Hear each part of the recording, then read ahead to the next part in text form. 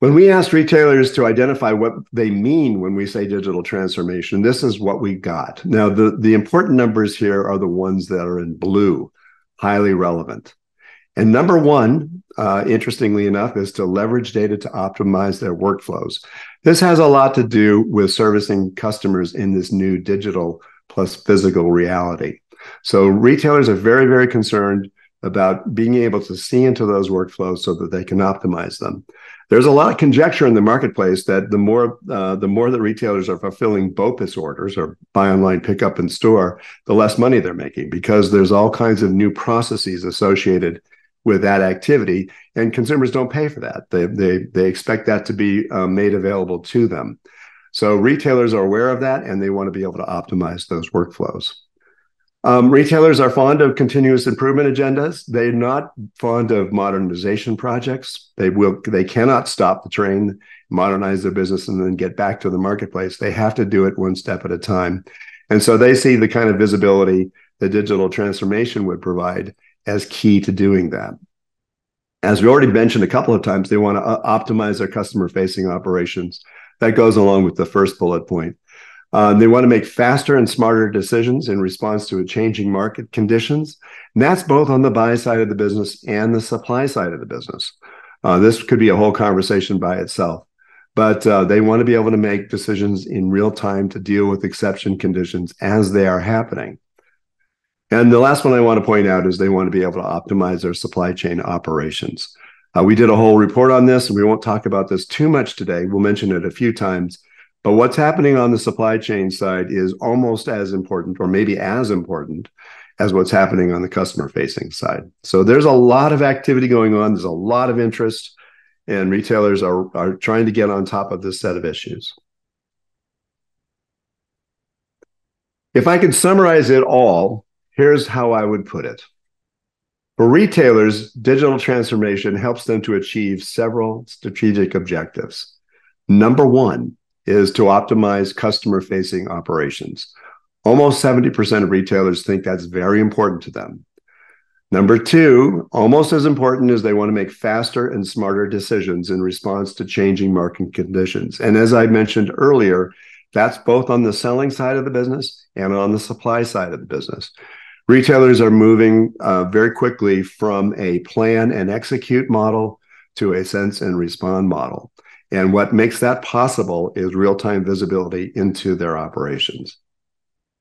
Number three, I've already mentioned, they want to be able to optimize their supply chain operations. Supply chain took a beating in the end of the COVID period, especially in 2021 and 2022. And retailers are still reeling from many of the things that happened at that time, but it's caused them to rethink their supply chains.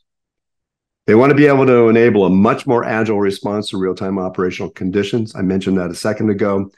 They want to be able to help the company address the sustainability issue. It's rising importance rapidly for retailers. Now, I want to point out that for retailers, sustainability means two things. First of all, it means sustainability as we as consumers might think about it, about the environmental impact of our purchases, where it comes from, the work standards, are we poisoning rivers, et cetera, et cetera.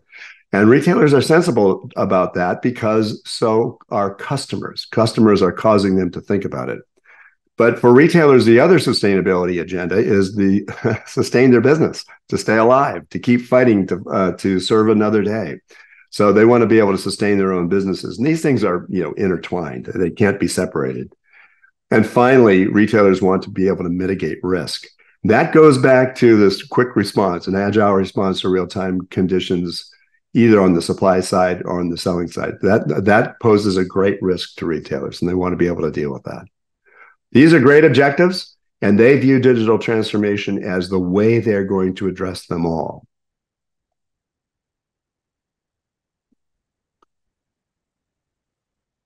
Now, this is interesting. We talk about the digital transformation, and here's our first mention of Internet of Things.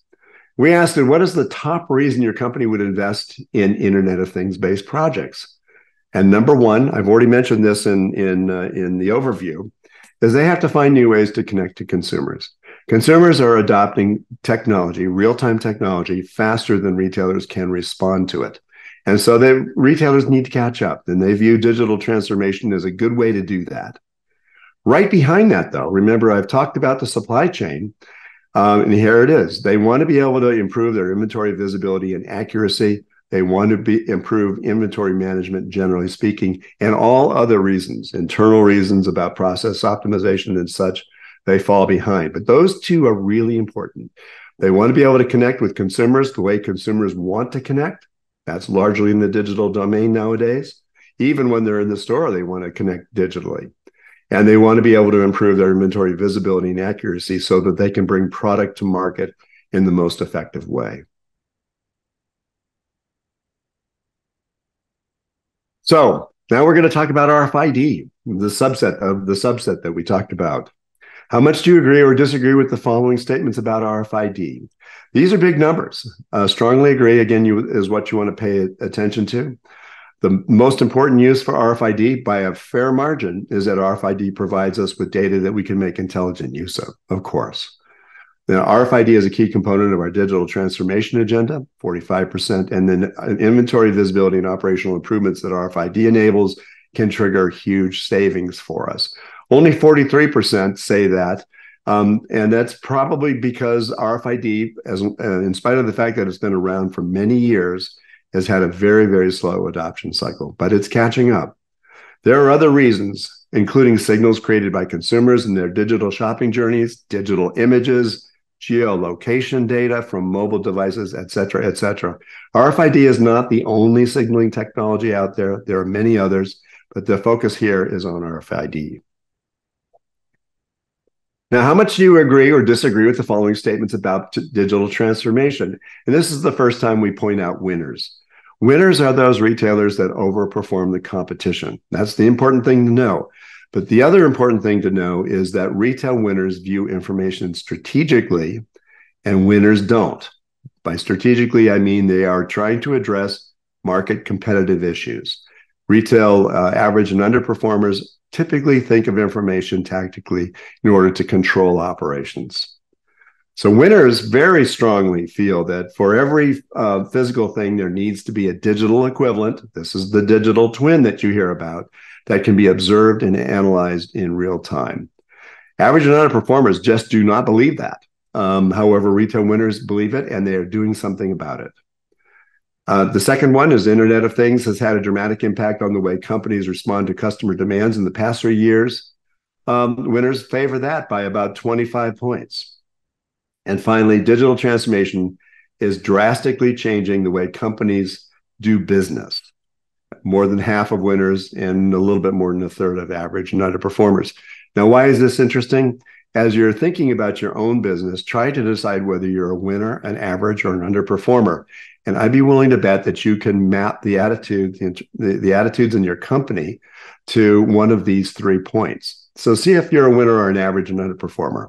If you happen to be a technology company and you're selling to winners or selling to average and underperformers, you have to have different messages. You don't need to convince retail winners that they need to act, but with average and underperformers, you probably do. This is an interesting one. Winners see the strategic value of information, right? That RFID generates. We know this. And here's where it shows out in the data. RFID provides us with data that we can make intelligent use of. Remember, that was the number one reason that retailers were interested in RFID and digital transformation. Well, look at this. Winners feel that that's an important thing about RFID, and only a third of average and underperformers do. This is that chasm that has stalled RFID implementation across the entire industry. But again, you don't have to convince overperformers that it's valuable. They already know it. They just want to get there faster. Inventory visibility and operational improvements that RFID enables can trigger huge savings for us. Again, a massive difference in opinion. Retail winners understand that if they can have better visibility into their inventory, they can target it to the place that it's most likely to sell at the appropriate moment, at the appropriate time, and in the appropriate amount. So what that boils down to is optimized investment in inventory investments. Excuse me, I said that wrong. Optimized investments in inventory and the savings that come from it. So that's pretty exciting. Again, if you're a retail winner, you know it. If you're an average and underperformer, you got some work to do. Now, there's a lot that we can go in with this particular chart, and I won't go through it in great detail. But we said, okay, how important is RFID by product category? And you can see for yourself that there's some huge differences of opinion between retail winners and everybody else. I won't belabor this. You can go back and look at this chart later. But routine clothing purchases, furniture, hard goods, fresh produce, shoes and sneakers, electronic sporting goods, etc. There's just huge differences of opinion. Winners are convinced that there's value here, all the way down to if you finally get to baby products, lawn and garden, and fashion. Finally, it falls below 50%. And if you look at this, in only a couple of cases do average and underperformers get above 50%. Sporting goods, electronics, and furniture. Everything else falls below 50%. So there's a real chasm here, a real difference of opinion, and it's driven by whether you're a winner or not. Just fascinating. So we talked about our methodology, and the first thing we like to talk about after we go through the overview is what are the business challenges, and the real challenge is, should they grow or should they control costs, or should they do both? Let's take a look. Well, the challenges are pretty straightforward. They want to be able to grow their business, and they want to be able to control costs. Both. They want to do both. Retailers' assessment of the pressure to cut operational costs has remained unchanged since the last time we did this study, and we'll show you that data. But the importance of growth is increasing. So, pressure to cut our operational costs? Yes, of course. When we talk top three challenges in our SARS study, we are to see a number that's greater than 33% is pretty important, because we only allow them to choose three. They can't choose four, and they can't choose two. They can only choose three. So when we get above a third, we know we have something on our hands. Number one was to cut operational costs. That's no surprise. We are talking about retail after all. And number two was the pressure to grow our business. But look at the difference when you look at it year over year. 2023, cutting our operational costs has stayed the same. Pressure to grow our business faster has changed fairly dramatically, from 24% in 2022 to 38% this year. So growth is becoming an agenda item again, as we're all coming out of the chaos that the pandemic has caused.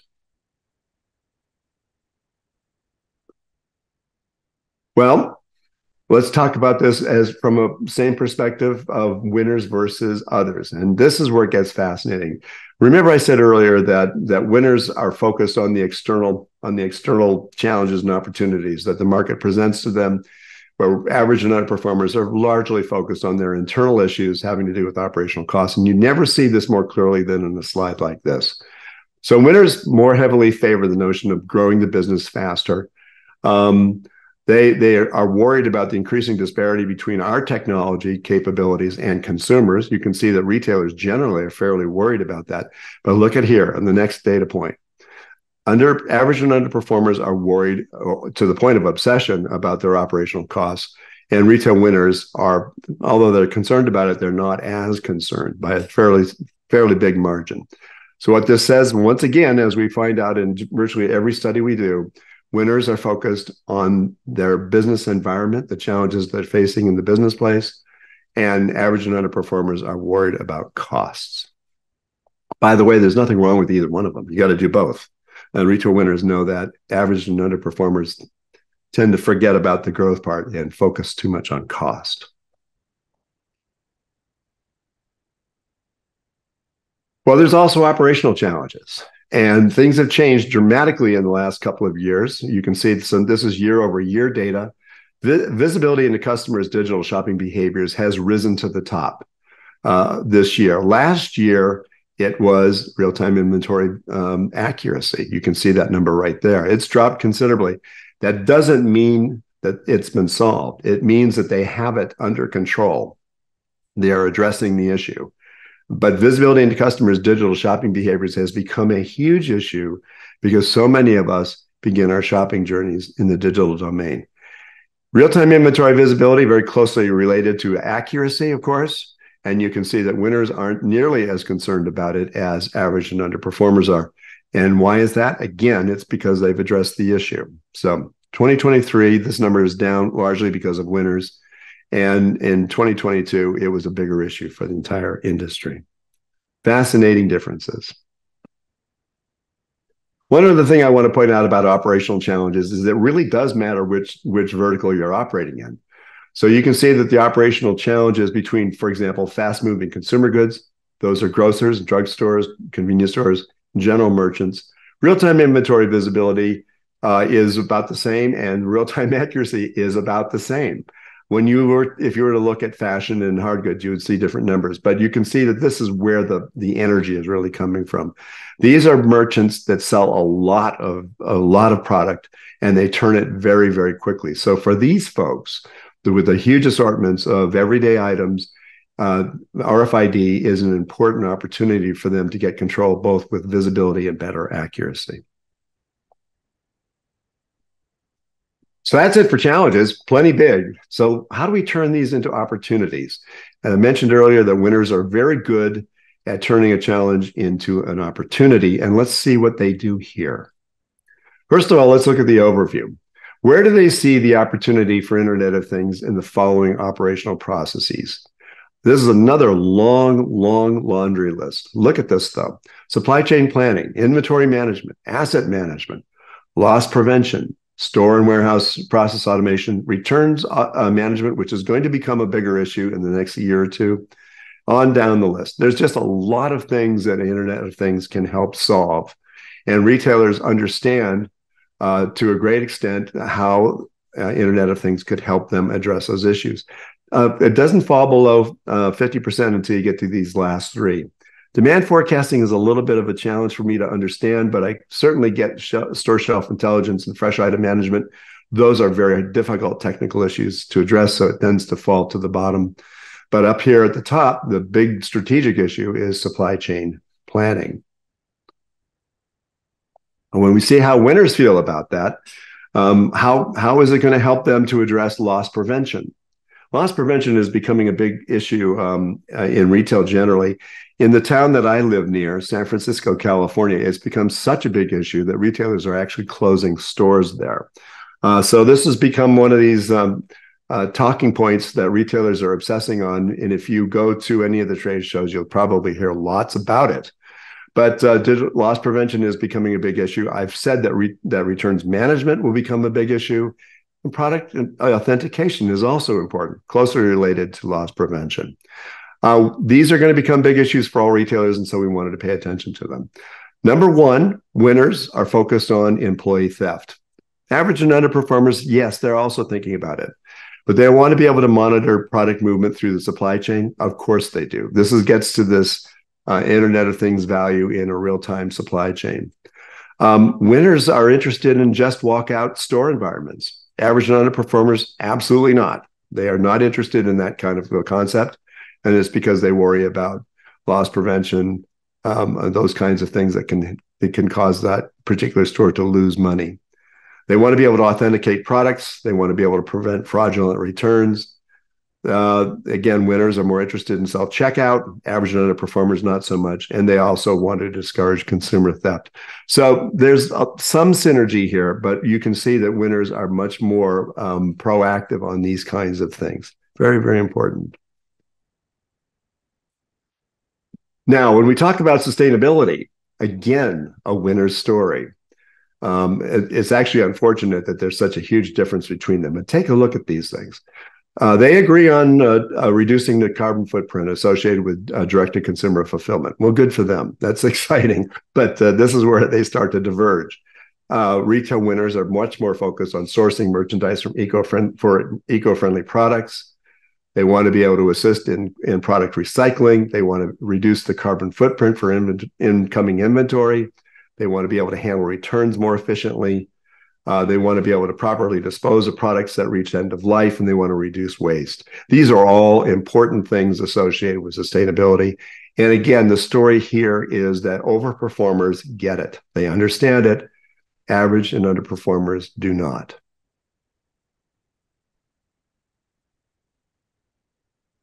Now, when we talk about IoT solutions and customer-facing processes, remember at the very beginning of this report, we said that retailers were starting to focus a lot on this where they hadn't before, and that's because the volume of our shopping journeys now begins in the digital space, even when it's going to cross into the physical store. Well, here's what they want to do. Retail winners want to be able to personalize recommendations and promotions. They do agree that customer service and support is important. Everybody seems to agree on that. Post-sale service engagement seems to be favored by winners. Omni-channel fulfillment favored by winners. Customer engagement outside of the store, slight favoring by winners. They agree on customer engagement while they're in the store. The connected fitting room starts to fall to the bottom of the list, and optimized ways to share product information in the store, in-aisle information. But you can see that in every case, more than half of retail winners think that these have high value. And in only one case, actually two cases that I can see, do average and underperformers feel that way. Customer service and support and customer engagement in the store is very closely associated. Again, it's a winner story.